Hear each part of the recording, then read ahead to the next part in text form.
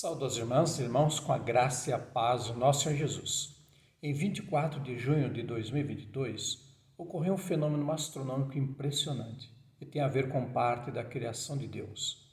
É um evento raro de acontecer e o próximo só acontecerá em 8 de setembro de 2040 às 19h30.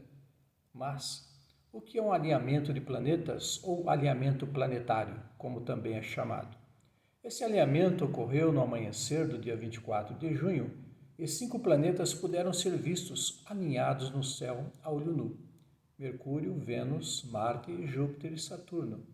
Entretanto, esse alinhamento se deu com 7 planetas, no qual Urano e Netuno também se alinharam, mas devido à distância da Terra, não puderam ser observados sem telescópios. Esse alinhamento de planetas ou alinhamento planetário também é conhecido na astronomia como desfile de planetas, quando eles se alinham em fileira no céu e formam uma espécie de linha imaginária. O último evento como esse aconteceu em 18 de abril de 2002 e novamente em 4 de julho de 2020. E o de 24 de junho de 2022 é o mais recente. E o próximo se dará em 2040. Estaremos vivos até lá? Haverá humanidade nessa data se não se destruir numa guerra? E quem perder o 2040 poderá observar novamente só em 2161. É interessante observar um alinhamento de planetas no céu, que dá a impressão de vermos uma linha imaginária cruzando parte do céu. E como ocorre um alinhamento de planetas? Lembremos que os 8 planetas do Sistema Solar, inclusive Plutão, que foi rebaixado a planeta anão, realizam um movimento orbital em torno do Sol conhecido como translação, e que, dependendo da proximidade, leva menos tempo, e quanto mais longe, leva mais tempo.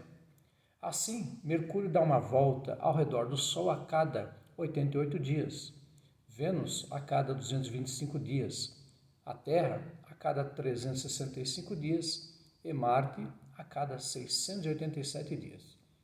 Os demais planetas levam mais tempo para dar essa volta ao redor do Sol. Júpiter, por exemplo, leva 12 anos e os demais planetas mais tempo ainda. E nessas voltas que os planetas dão ao redor do Sol, de vez em quando um alcança o outro, emparelha com ele e se afasta. E o que aconteceu nesse alinhamento foi que coincidiu de todos eles se emparelharem, formando essa linha imaginária no céu. Claro que é um evento raro de se ver e pode levar muito tempo. Mas a Bíblia relata algo sobre esse evento astronômico da criação de Deus? Devemos nos lembrar de que na época do Antigo Testamento e também do Novo Testamento, a humanidade ainda não tinha um conhecimento amplo sobre o que está além da atmosfera de nosso planeta. Não havia telescópios, apenas observação visual. Dessa forma, o conhecimento era mínimo. E quando ocorriam eventos como eclipse lunar, eclipse solar, alinhamento planetário e estrelas cadentes, se imaginavam várias coisas como ação de divindades. Era uma época que as pessoas pensavam que as estrelas que não se mexiam no céu estavam presas em algum teto imaginário, e os planetas que se mexiam eram errantes, indo de um lugar para o outro. É porque não entendiam que os planetas, por estarem perto do Sol e da Terra, tinha um movimento que era possível perceber. Já as estrelas, por estarem muito longe, a dezenas, centenas, milhares e milhões de anos-luz, os movimentos demoram muito para serem observados. De fato, a Bíblia cita eventos astronômicos, como podemos abordar em evento anterior. É o caso do começo do universo, explicado pela ciência a partir do Big Bang, na primeira metade do século XX, e que Gênesis 1:3 menciona há muito mais tempo. E disse Deus: haja luz, e houve luz. Da criação do Sol, da Lua e das estrelas, como relata Gênesis 1:16. E fez Deus os 2 grandes luminares, o luminar maior para governar o dia, e o luminar menor para governar a noite, e fez as estrelas. Da formação da Terra, no qual a ciência explica que havia apenas poeira e gases, e que Gênesis 1:2, a parte A, menciona que Deus deu forma a esses dois elementos, e a terra era sem forma e vazia. Do sol envolto em trevas, e a lua ficar vermelha, em Joel 2, 31, a parte A. O sol se converterá em trevas e a lua em sangue. Em dias de tempestades, e quando o céu está nublado, a humanidade no passado pensava que o sol era engolido temporariamente, e também não entendia por que a lua ficava vermelha. Hoje sabemos que pela aproximação dela da Terra, que faz com que raios solares reflitam na atmosfera da Terra e acabam dando esse aspecto avermelhado. De meteoros que caem na Terra desde a aurora dos tempos, e os povos primitivos não sabiam explicar isso. Jesus mesmo usou como exemplo um evento que ocorria em sua época, para falar dos fins dos tempos, como relata Marcos 13, 25, a parte A. E as estrelas cairão do céu. De meteoritos que, sendo partes de cometas ou asteroides, que caem na superfície terrestre e não são desintegrados ao adentrarem a nossa atmosfera. Geralmente eles caem deixando um rastro brilhante que se assemelha a uma tocha. E quando são grandes podem causar estrago, como um asteroide que caiu no Golfo do México e é tido como responsável pela extinção dos dinossauros no passado. Apocalipse 8:10 relata o que pode causar ao cair na terra.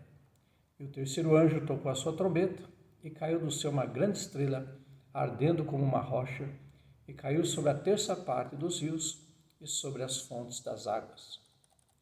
Da existência incontável de estrelas no universo. Criação de Deus. Como relata Gênesis 15, versículo 5. Então o levou fora e disse: Olha agora para os céus e conta as estrelas, se as pode contar. E disse-lhe: Assim será a tua descendência. Deus disse para Abrão se ele tinha condições de contar as estrelas do céu. De fato, sem o uso de telescópios, é possível contar o número de estrelas visíveis à noite. Entretanto, com telescópios fica impossível, porque a quantidade de estrelas que se pode observar ultrapassa qualquer capacidade humana de contagem. Atualmente, só podemos observar estrelas que estejam no universo observável, que é até onde nossos telescópios mais potentes conseguem fotografar estrelas. Porém, não se imagina o tanto que há além no universo ainda inobservável. Na Via Láctea, nossa galáxia, calcula-se que haja de 200 a 400 bilhões de estrelas. E também se imagina que em cada galáxia haja centenas de bilhões de estrelas. E como se calcular, havendo centenas de bilhões de galáxias no universo, o número de estrelas? Assim, pode superar 10 sextilhões delas. Nisso, é impossível que Abrão ou qualquer ser humano conte todas elas, e o que é pior, pôr um nome em cada uma delas. De constelações como a Ursa, Órion, Sete Estrelas, que são mencionadas em Jó 9, versículo 9, a parte A. O que faz a Ursa e o Órion e o Sete Estrelas? Para quem não sabe, desde a antiguidade os povos imaginavam linhas imaginárias nas estrelas vistas à noite e criavam nomes para desenhos imaginários. Assim, a Ursa é um conjunto de estrelas que formam uma constelação, e hoje o nome dado é Ursa Maior. Depois temos a constelação de Órion, que também é um conjunto de estrelas que, ligadas por linhas imaginárias, formam uma figura. Em seguida temos a constelação do Sete Estrelas, que hoje recebe o nome de Pleiades, e não é formada por apenas 7 estrelas, mas outras mais através de linhas imaginárias. Da constelação da serpente enroscadiça, como relata Jó 26:13. Pelo seu espírito ornou os céus, a sua mão formou a serpente enroscadiça. Os povos entendiam que um conjunto de estrelas formava uma linha imaginária que se dividia em duas partes no céu. De um lado, a cabeça da serpente, e na outra extremidade, a sua cauda. E no caso, Deus também criara essa constelação. De estrelas de uma mesma constelação, no caso da constelação de Gêmini ou Gêmeos, Pollux é a estrela mais brilhante dessa constelação. E Castor é a segunda estrela mais brilhante da mesma constelação. E o relato de Atos 28, versículo 11, menciona essas estrelas. E 3 meses depois, partimos num navio de Alexandria, que invernava na ilha, o qual tinha por insígnia Castor e Pólux. E para finalizar, sobre o poder de criação de Deus, Salmo 33, versículo 6, traz o seguinte relato. Mediante a palavra do Senhor foram feitos os céus e os corpos celestes pelo sopro de sua boca.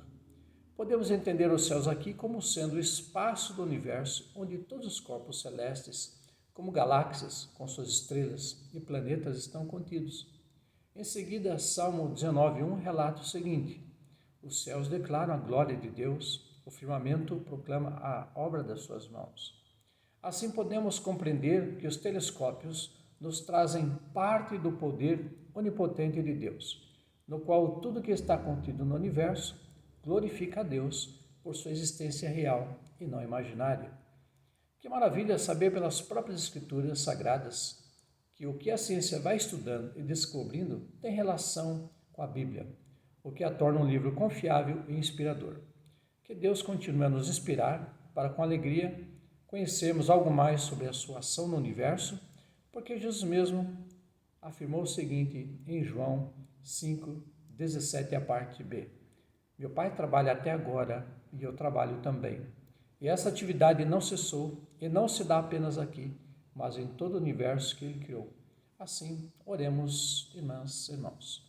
Obrigado, Senhor Deus, por conhecermos parte da Tua criação chamada tudo que podemos ver no universo. E assim te agradecemos. E que esse vídeo seja uma bênção para nós, para que possamos aprender um pouco mais do que criaste através da Tua palavra. No nome do Teu Filho Jesus, te agradecemos. Amém.